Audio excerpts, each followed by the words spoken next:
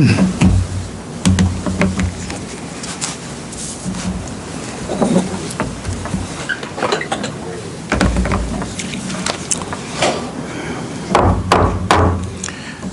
time is 6 p.m. Pelican Rapids City Council meeting of 14 April 2026 is called to order. I ask those in our council chambers if you'd please sign in on the clipboard by the back door before you leave, and also everyone put their phones on vibrate. Roll call of members. Danielle? Councilmember Steve Strand. Here. Councilmember Shelley Gumringer. Here. Councilmember Kurt Markgraf. Here. Councilmember Don Perrin. Here. And Mayor Brent Frazier. Here. Want to welcome everyone to our city council chambers, also those joining us by Zoom this evening. Also remember our Pelican Rapids council meetings on the Pelican Rapids YouTube channel and also on channel 14 on Wednesday evenings. Just a couple announcements in the next couple of weeks. Friday, April 24th is Arbor Day, and our next city council meeting is scheduled for Tuesday, April 28th, 6 p.m. here at City Council Chambers. Any other announcements? Hearing none, if we all please stand for the Pledge of Allegiance. I Pledge allegiance to the flag of the United States of America and to the republic for which it stands, one nation, under God, indivisible, with liberty and justice for all. Thank you. Item number 2 is citizens' comments. Anyone here for citizens' comments? 3 minutes per person if they want to speak. If you identify yourself and your address, please. Hello, my name is Matthew Hayner. I live at 18261 473rd Street, about 5 miles from this building. I'm here because I want to ask the Pelican Rapids City Council, and I was hoping the police department, but I don't see them here today, a question to which I'd like a public answer to. Recently, the federal government has flooded our state with agents. You know, if their propaganda was to be believed, they're trying to serve as a parallel police force to arrest violent criminals. The reality is that these Gestapo agents are here to arrest people solely on their immigration status. While I'm very proud that hundreds of thousands of Minnesotans have valiantly resisted this, some killed, hundreds being arrested, and many raids thwarted, many thousands have been taken, including, at least that we know of, 7 people from Pelican Rapids. So I'd like to know, on behalf of other people who are worried and scared, does the Pelican Rapids City Council collaborate with ICE? Do you help them find people? Do you give them addresses? Is that something that you guys do? This part is not open for discussion. You can state your topic, and we can consider it for another. Seems like a pretty easy answer to give, though. Do you guys collaborate with ICE? I do not know. Anyone else? You know, the police department normally does not know when ICE is coming. They normally don't. There was some instances where they came in and used our restrooms and our facilities and things, but as far as going out jointly with ICE and doing operations, whatever there, the Pelican Rapids Police Department has not, no. Okay, thank you. Thank you. I think a lot of people might be relieved to hear that. Thank you. Anyone else? Kenan Moen, Kennon, last name Moen, Moen, and 24612 Labrador Beach Road, Pelican Rapids. And while I don't live within the city limits, I do have concern for our immigrant friends that do live here. Last week, Chris presented a letter to the board, to the council, and we asked that you would sign it. I don't know if you've considered it, discussed it in meetings other than in the council here. I kind of thought that it might be on the agenda again tonight to have results of that, but obviously not.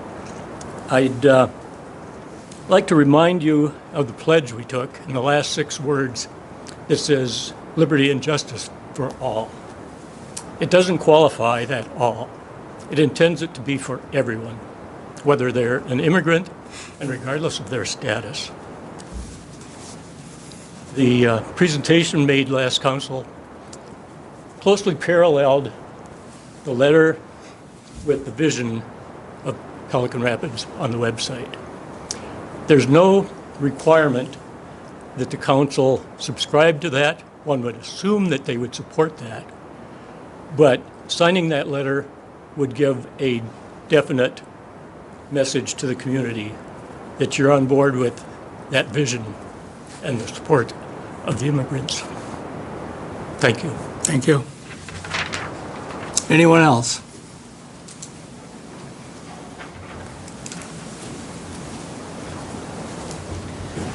Good evening. My name is Matt Strand. I'm a downtown property owner. Following an article last week in the Pelican Press, we've been getting flack online at my business over an accident that happened on January 30th. Mr. Nygaard fell. And the press says it fell in front of our business, Strand Ace Hardware, downtown Pelican Rapids. My question is, who was responsible for snow removal in the on-street parking on Main Street? On-street parking lanes are city. The 12-foot, 12-foot driving lane is MnDOT. Parking lanes on downtown is city. And sidewalks are business owner, or the owners of the property. And the 6-foot amenity zone between the sidewalk and the on-street parking, whose responsibility is that? So the city removes that as needed, yes. Okay. And where was Mr. Nygaard when he fell? I don't even know he was getting out of his vehicle, so I'm assuming either in the parking lane or on that amenity zone. So where he fell was snow removal responsibility, not of the businesses? Yeah. Okay, perfect. Thank you. Thank you. Anyone else? Okay, hearing none, we'll move on. Item number 3, additions or deletions to the agenda. Are there any additions or deletions to the agenda? Hearing none, is there a motion to approve the agenda as presented? So moved. Second? Second. Motion second. Discussion? Discussion? Discussion? Hearing none, all in favor signify by saying aye. Aye. Opposed, the same. Motion carried. Item number 4 is approval of consent agenda, which I'll read. Item number 4A, approval of council minutes from March 31st, 2026. 4B, approval of accounts payable listing. 4C1 is the library report, which is in the packet. 4C2 is police report, which is in the packet. 4C3 is financial report, which is in the packet. And 4D is the intent to certify taxes. There are 3 different ones here. First one, parcel number R 76009904. 79006, amount due $557.49 in unpaid utility bills. Second one, parcel number R 76009903. 74000, amount due $379.05 in unpaid utility bills. Third one is parcel number 1700099098600, amount due is $240 in unpaid fire call. Is there a motion to approve the consent agenda? So moved. Second? Second. Motion second. Discussion?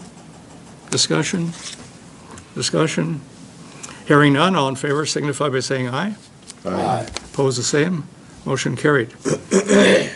Item number 5 is Chapter 7 parking revisions, which was in the packet. And I believe, Lance, you were going to speak to that? Yeah, so this is a kind of a continuation of what we've talked about previously on Chapter 7 with our parking that we were trying to clean up and make things a little safer on some city streets. This one was just a bit of an overlook, and we had a resident kind of make it known to us. 2.5 Street, I'll put it up here. So this little stretch here between 108 East and First Street Southeast, we'd like to just add the language of no parking on the east side, just to keep it consistent with our other roads that we've had. So we've got, I can show you the map here. So these are kind of all the ones we've talked about now before. we'd just be adding this little stretch right here. It's a narrow street. There was a lot more parking there now, but just because of the construction at Pelican Valley and so on, but there's kind of always been some parking, people that kind of park in that area, but it's just really narrow, short little street there, just to keep them not just parking on one side would be helpful, especially it was brought up too, there's a lot of kids walking back and forth in that area too, when the pool opens too. So that would be the addition to the language, and I show you what we're adding. It was in the packet, so we just add that sentence there on the east side of Southeast 2.5 Street, lying between Trunk Highway 108 East and Southeast First Avenue. So, Council have any questions? Brian, did you have any comments? Nope, I think we covered it.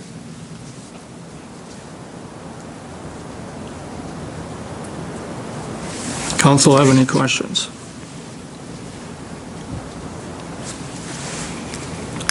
If not, we're looking for a motion to approve Chapter 7 with the parking revision. I'll make that motion. Is there a second? Second. Motion second, discussion?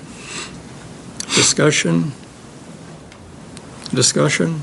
I don't like no parking, but Brian said it was okay, so. Thank you, Steve. Yeah, I agree that it's tight. I've been up and down that street when there's people on both sides, and there are a lot of kids that walk there. But at night, downtown, Broadway.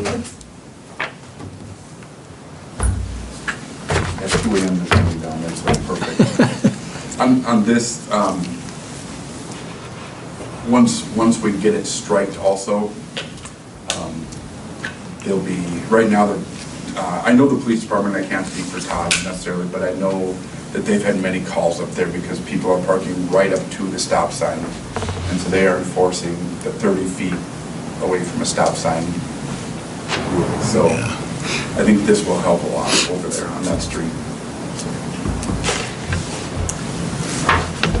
Any more discussion? Hearing none, all in favor signify by saying aye. Aye.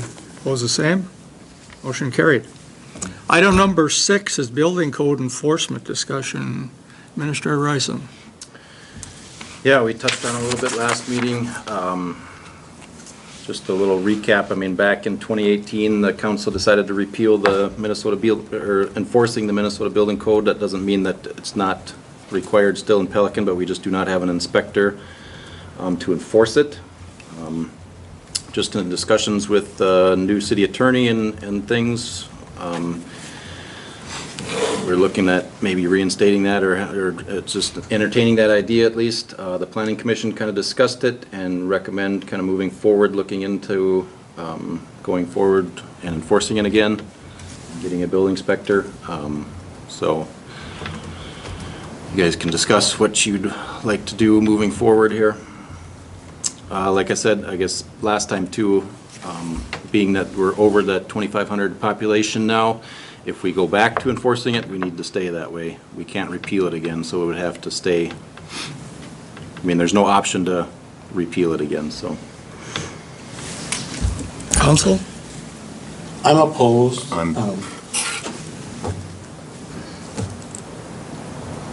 It gets messy, and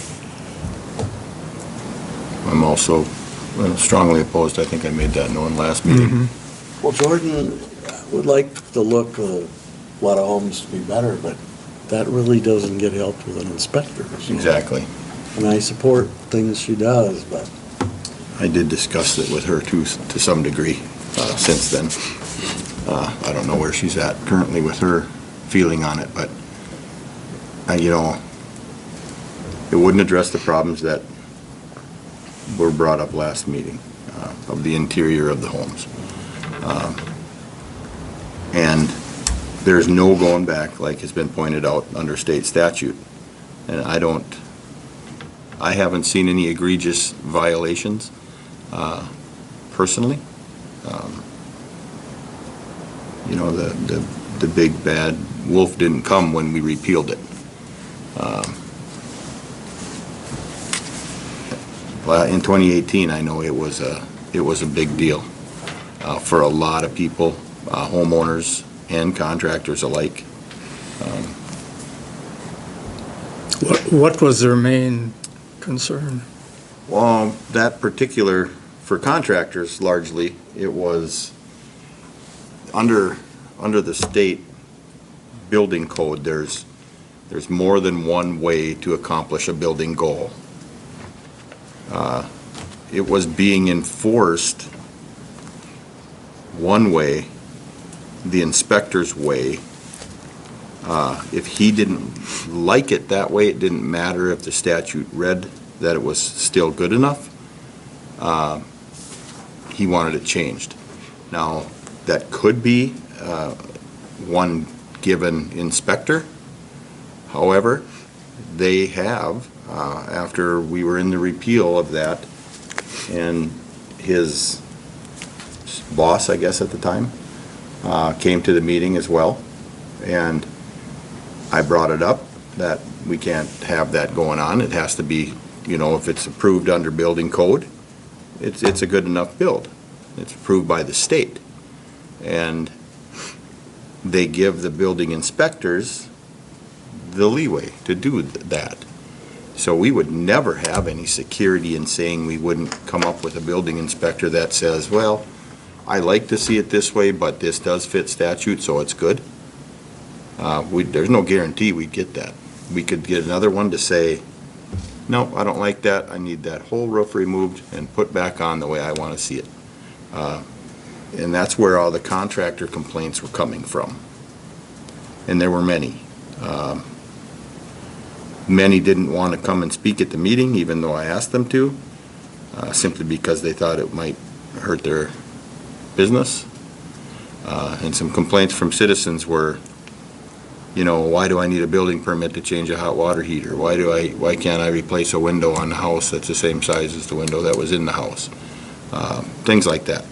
And given the fact now that we can't go back, if it is adopted, I will never vote for it. Not that that matters, but you won't. That's where I'm at. I guess the only reason I would lean for it was to protect the future buyers.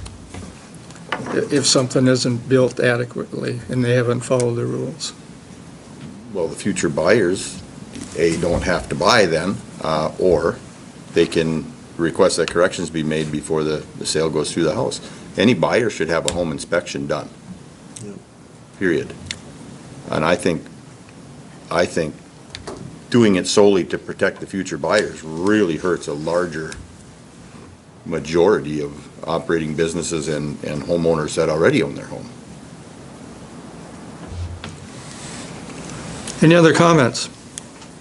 I guess I would agree. I think if the house is inspected by somebody, if they're selling it, it's that inspector's responsibility to point out those errors.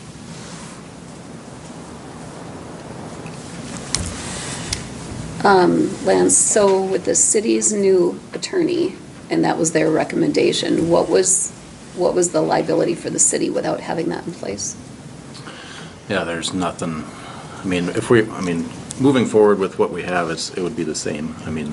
There's nothing liability-wise that we'd have to worry about, I don't think.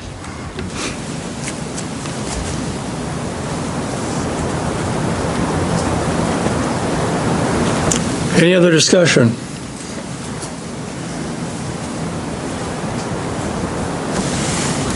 Mr. Mayor, can I make a comment? You got to use the microphone, please. I appreciate the discussion, but a couple of members have said that they're not aware of any issues, so why have an inspector? The question I would have is, how do you know you have a temperature if you don't take your temperature? How do you know if you don't have a problem if you don't have an inspector? Once you've built the house, once everything's done, a lot of the discrepancies are covered up with wallpaper and paint. If you have an inspector come in during the process and check things out, there's an opportunity to fix it before it's covered up. And so I would say that, it would be not a bad idea to have an inspector and check that things are going. Yeah, go ahead. There are still requirements for, say, plumbing and electrical. That has to be inspected still. Correct. That doesn't require a city building inspector to do that. That's a state thing. Mm-hmm. So if you're going to build a house and cover up the plumbing or the electrical prior to a sale, say, or move it in, your house won't get signed off, and your building permit itself won't be signed off on. So that's a protection in and of itself. Thank you. Thank you. Any other comments? So basically, it's a rogue inspector that decides what they want versus what the state requires. Possibly. I'm not going to say they're all like that. Mhm. But there's no safety net, if you will. They have a lot of leeway in their job, as they should, but it hurts a lot of contractors, homeowners too, because they're not going to eat the new roof that just got put up last week. And the trusses are not liked by somebody, even though they're okay by state statute. I speak to this because it happened to me. And I had to pay for 2 roofs on an addition, when I didn't have to pay for 2 roofs under state statute. Any other comments? I would just, this is Jordan, I'm online, sorry I'm not Yes. there, you guys, can everybody You hear me? scared us. Yeah. Yeah. I was waiting for everybody to say their piece. I just wanted to give context, it's not my decision, just context to, it isn't normal when looking at towns of similar size to not have a building inspector. In addition to my professional thought process of inspectors, when you buy a house, you have the ability to have an inspection or not, and that does fall on the person buying a home, but the quality of home in general is something I just want to emphasize as far as the city's goal to increase the tax base, bring new families into town. Looking at the current houses on the market and how long they've been sitting on the market with the city's goal to build new homes. They're not necessarily aligned when there is already homes for sale and they're not being sold. I think there's concerns with having one. I think there's concerns with not having one. And my thought with having this discussion wasn't to have it approved, was to have the opportunity to look further into it. It sounds like the way it was done previously wasn't successful or beneficial for homeowners or potential new homeowners. And I don't necessarily think the process needs to look the same. Definitely not with the same inspector or the same fee schedule, but that's where I was coming from. So I just wanted to give some background into quality of housing when people are looking to move rural. Why move to Pelican versus Perham? Why move, so on and so forth. I just wanted to give some clarity to my thought process and not to get approval to move forward with retaining an inspector, but just to get approval to look into what it could look like. Exterior versus interior. Hopefully no interior at all. The city does have the ability to specify what they do want inspected and not.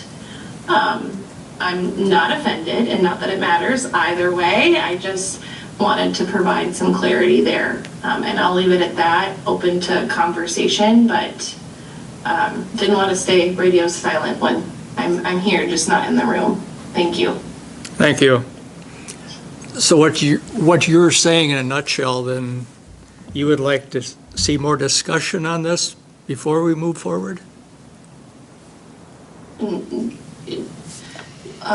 Not sure. I would like the opportunity, although it's not needed, right? Happy either way, to look into what would be required of a building inspector moving forward versus what happened previously. the process of retaining a building inspector, the process of a new fee schedule that isn't astronomical and hurting new development. Just getting more information to present before a decision, but not something that I'm going to be bummed about one way or the other. I just wanted to provide that information. Okay, thank you. So I have a question for Jordan, if she's still there. You still there, Jordan? I'm here. You know, you said it yourself, whether it be interior, and I'm kind of at a loss to understand how having a building inspector would be beneficial. A, if we're not going to require the use of them interior of homes, or if we do have a building inspector, how could we ever enforce anybody not doing something on the interior of their home and just remaining quiet about it and not getting a permit? I don't get that part. I mean, I think what's going to get done inside has always got done inside, whether they were supposed to do it or not. I can tell you, I've changed water heaters, I've changed toilets. I didn't ask anybody if I could, or get a building permit. I'm not afraid to admit that. I don't think any of that'll change for any interior inspection type of deal for under a building inspector or requirement to have such. No, I think that's a really good question that, haven't had the time or felt like it's best to spend my time looking into without having this discussion. And I think that's what the question being put before you is it worthwhile to get some more clarity, to get some more answers on this topic, on those questions, plus probably, plenty more, to see if it's a good step forward or not. I can't give you those answers, but I can look into it and give them to you in the future, near future if you wish, but I don't want to spend time on it if you guys aren't interested. That's where we're at, not make a decision on moving forward, make a decision on is it the best use of time to continue to look into it so we can get those answers. Thank you. Of course. Council? In my opinion, I think everybody's aware. I think it's not the best use of time. I think we should just let it be as it is.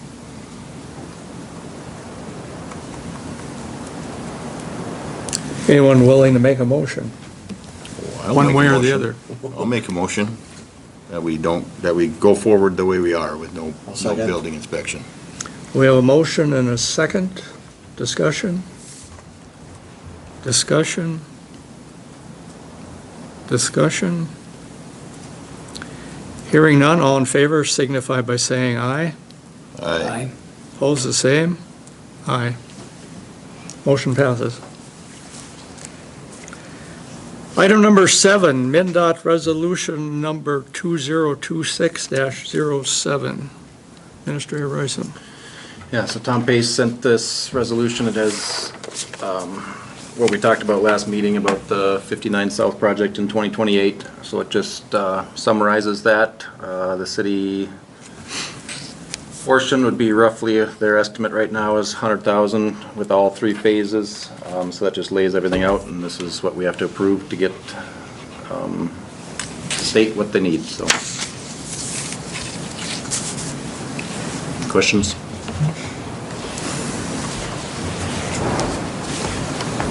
Brian, did you have anything to add to that?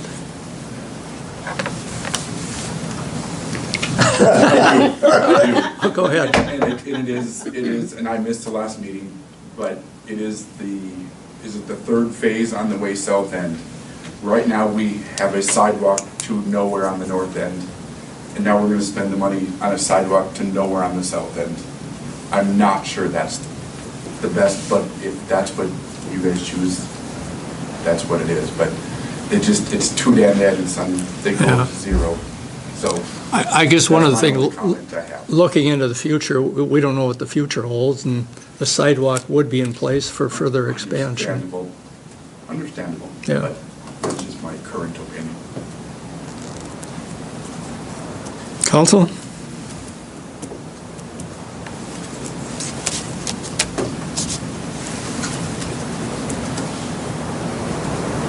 Looking for a motion to approve MDOT Resolution 2026-07. So moved.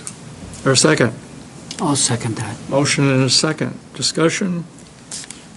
Discussion? Discussion? Hearing none, all in favor signify by saying aye. Aye. Opposed, the same. Motion carries. Thank you. Item number 8, Streets and Parks Report, and then Brian has 2 more bullet points. We're gonna have 2 motions here. The first one is on his report, and then 1 motion on the swimming lesson rate and the staff hires. Yes, we can. So did you say 2 or 3 motions? 2. 2? Okay. Yeah. Perfect. Streets, we got to plow snow one more time. All the sidewalks, everything was done. We did move a little bit of it downtown. Thankfully, a lot of it melted, with the warmer temperatures, and that's kind of the way it is this year. Just starting to get some summer maintenance equipment, prepping that, mowers, different things like that. We did actually today start our semi-annual curb-to-curb sweeping, so I did ask Danielle to put on social media, if there's cars, please try to move them so we can get the curbs all swept up and everything good. So that'll probably go, depending on weather, probably should be at middle of next week. We should hopefully get that wrapped up, and then we'll concentrate on downtown also. So we'll get that cleaned up. Semi-annual hydrant flushing is coming up, spring, May 3rd from 7 a.m. to 3 p.m. So far, I'm hoping it goes a little better than it did last fall. Our complaint levels are way down, so whatever they were able to fix at the water plant has been miraculous, very nice. So parks end of things, starting to get the parks cleaned up, doing some maintenance on the bathhouse. Remember when we had that fire, we kind of have patched it together pending all these grants we have pending, and seeing if we're ever going to get a new bathhouse or not. I haven't really wanted to dive in and repair the whole roof and everything if it's going to eventually be replaced. So we're just, over the winter, some of the fascia and soffit had fell down, so we just putting that back together and working on stuff like that. Do have a possible collaboration with the school and the city. They have sent me a message about using our rakes and stuff like that, but they would supply some kids to rake some leaves and pick up sticks. So I'm working with them on that. On the time, I think that'd be an excellent idea in the park. So there is that. Yeah. So that's what I have from my regular report. So Thank you, Brian. Is there a motion to approve Streets Parks Report? Is there a second? Yep. Motion and a second. Discussion? Discussion? Discussion? Hearing none, all in favor signify by saying aye. Aye. Opposed, the same. Motion carried. Next item, Brian? we're going to talk about swimming lesson rates. So for as far back as I can remember, almost 20 some years with the city, we've charged $25 for swimming lessons. And so we started talking with I actually had a discussion with our water safety instructor, and that was one of her things. She said, I think you guys need to look at raising that because you're really cheap. So I went online, looked at area towns, and they're all much higher. Parker's Prairie is $90 to $140 depending on age, which I think is very expensive. Perm has $50 for group lessons or $100 for private lessons, which we haven't offered private lessons yet. Breckenridge is $30 to $40 depending on age. Holly is $60. Detroit Lakes is $40, and the Fergus Falls YMCA one, that I took it right off their website. The summer session prices range from $100 to $800, varying by lesson and membership fees. And I'm like, whoa, that's extravagant. So I guess I would recommend we look at raising these to $40 a year for swimming lessons or per lesson, you know, for this session. Would it depend on age and It have would not. I think we've never had an age division. I think just to keep it clean across the board. There is some money that the city has been given in the past years for swimming lessons, to scholarship swimming lessons. So that is available. If we run into that by raising the cost, there is some of that available. So that is my recommendation. So this $40, like the swimming lesson, how long does the lesson last? Swimming lesson, well, you know, I'm really glad you approved my report already, because I only missed the second page of it. So that was real good tonight. So this year's summer, I'll just give you the schedule quick. Yeah. Swimming lesson sign up is June 13th from 9 to 11. The first session would be June 22nd through July 2nd, so a Monday through Thursday. And then second session is July 13th through the 23rd. Third session could possibly be private. If there's a massive amount of kids that we're trying to turn away, we'll turn it into a third session of that. So they're each 2-week sessions, 8 days. Okay. So, and all of the lessons are Monday through Friday. Friday are Monday through Thursday. Fridays are used for, due to weather. If they had missed one, they'll make it up on a Friday. Okay. So. Thank you. Yep. Half-hour lesson. Yes, half-hour lesson, sorry. Half-hour lesson, okay. $5 an hour, Yeah, or a day. Yeah. $5 a day. That's pretty good. So you're looking to increase it to 40, from 25 to 40? Oh, okay. I'll move to go to 40. Let's, can we do this in one? We can. Or do you want to do it in three? We could do it in one. The hiring, I've got is that where you want to do the Yes. hiring and the lesson fees in the same? Okay. Hiring in the parks this summer, I would like to hire Logan Olson and Carter Johnson as summer park staff. Swimming lessons, and those two are at $17.85 an hour. For swimming lessons at WSI, I would like to hire Sarah Lindberg again. She was filled in last year and did a great job at a rate of $24 an hour. And then we have several lifeguards returning.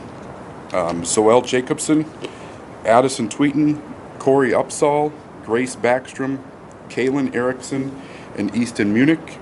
And the new hires this year that will be trained are, so those will hire, these are pending, the last new hires are pending them passing their lifeguard training. And they are Morgan Korf, Jack Welch, Malia Tweeton, Vanessa Sullivan, Benjamin Metzger, and Parker Lip, all at $17.85 an hour. And the city pays for their training, correct? The city pays for their training, yep. So we had, was it 13 last year, so we got 6 of them back, so Okay. that's Good pretty odds. fair. So if we approve those hires, are you fully staffed, or are you still looking I for would still more? like to find 3 to 4 more lifeguards, Okay, honestly. okay, Just like we've talked about every year, you get these kids and they don't have anything going on until they have a job, and then they got a family vacation, and they got a basketball camp, and they got everything. So, and running 4 at a time, it gets to be a lot for them. So, yes. So we're looking for a motion to approve the summer staff hires plus increase the swimming lesson rate to $40 an hour. So moved. Second? Second. Motion second. Discussion? Discussion? Discussion? Hearing none, all in favor signify by saying aye. Aye. Opposed, the same? Motion carries. Thank you, Can Brian. I have one more topic, please? Go ahead. Thank you. Is it on the second page? This was on the second page with everything else. Yeah, I'm not used to having 2 pages of a report, so it's kind of throwing me off tonight. Our city buildings are in need of exterior lighting. We replaced them in 2017, 16, 17, all with LED lighting with photocells on them. Our library right now has only 3 lights out of the 6 working on the exterior. One of the main ones is on the flag, so there's no real light. We're getting a little light from street light, but that's about it. Public Work building right now has 3 out of 7 working. And the fire hall is by far the worst. They have 2 out of 14 lights on the exterior of the building working.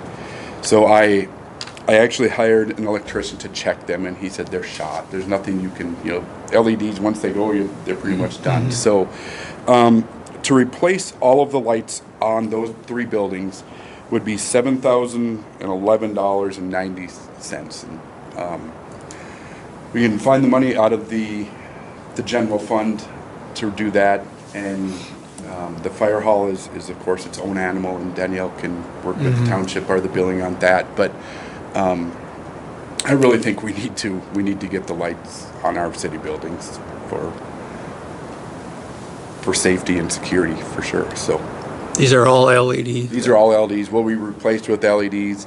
I checked with Otter Tail Power, and there really isn't much of a rebate when you're replacing. It's only when you're going from the old fluorescents to the new, the newer style. So, this is an upgrade. I mean, are they going to last longer than these other ones, or do you? I have no idea. We put these on the exterior of our building, and we've replaced 3 of them on one side already in the last how many years?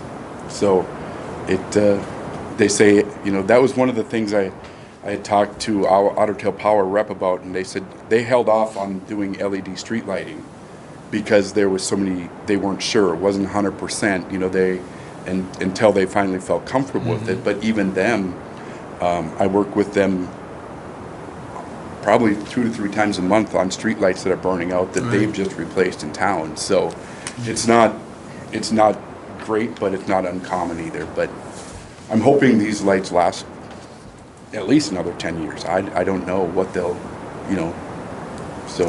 And they would be the same wattage as what's on the buildings now? Yeah, they're pretty much the same style, everything, so. Council?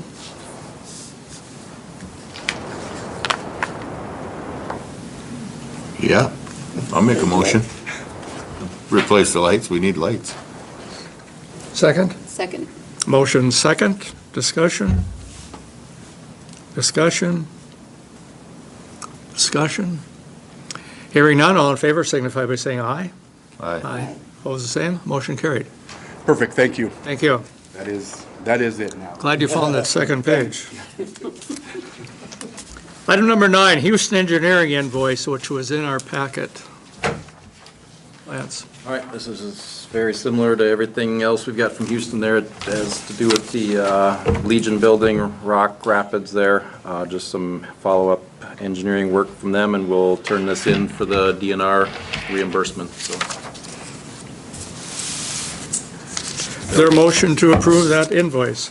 I'll make that motion. Second? I'll second. Motion second. Discussion? Discussion? Discussion? Hearing none, all in favor signify by saying aye. Aye. Opposed, the same. Motion carried.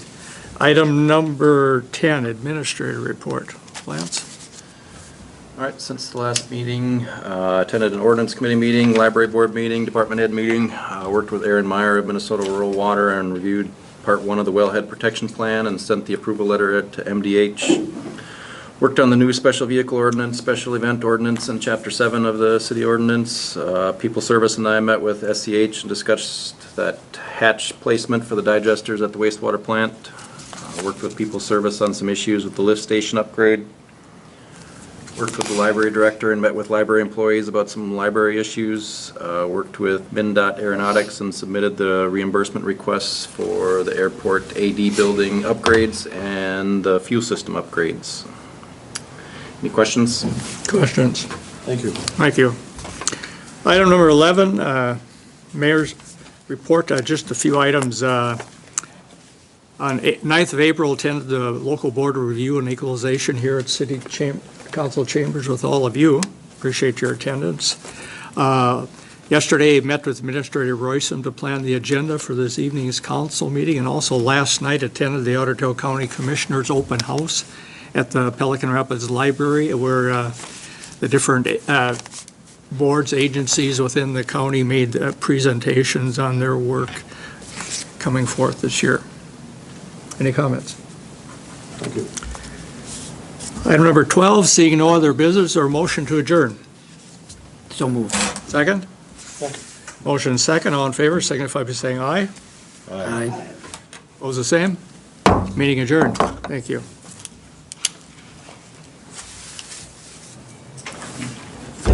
Miss Sunderland, have you seen the rapids yet? Out by my